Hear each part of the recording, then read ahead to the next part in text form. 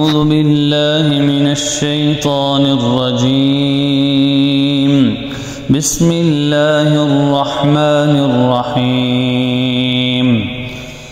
مثل الذين ينفقون أموالهم في سبيل الله كمثل حبة أنبتت سبع سنابل في كل سنبلة 100 حبة والله يضاعف لمن يشاء والله واسع عليم. الذين ينفقون أموالهم في سبيل الله ثم لا يتبعون ما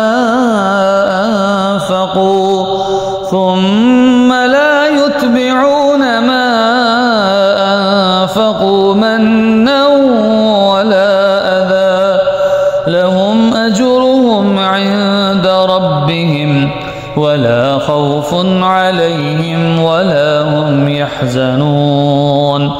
قول معروف ومغفرة خير من صدقة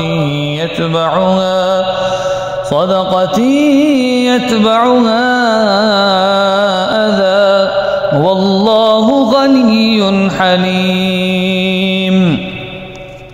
يا أيها الذين آمنوا لا تبطلوا صدقاتكم بالمن والأذى كالذي ينفق ماله رياء الناس ولا يؤمن بالله واليوم الآخر فمثله كمثل صفوان عليه تراب فأصابه وابل فتركه صلدا لا يقدرون على شيء مما كسبوا والله لا يهدي القوم الكافرين. ومثل الذين ينفقون أموالهم ابتغاء مرضات الله وتثبيتا من أنفسهم كمثل جنة بربوة أصابها وابل فآتت أكلها ضعفين فإن لم يصبها وابل فطل والله بما تعملون بصير. أيود أحدكم أن تكون له جنة من نخيل وأعناب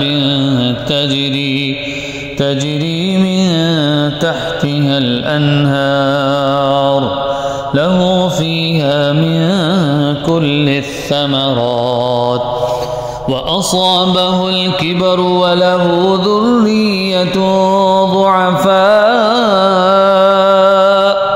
فأصابها إعصار فيه نار فاحترقت كذلك يبين الله لكم الآيات لعلكم تتفكرون.